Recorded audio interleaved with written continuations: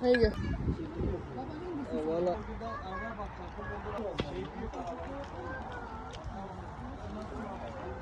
Bundan sonra işi de bırakın.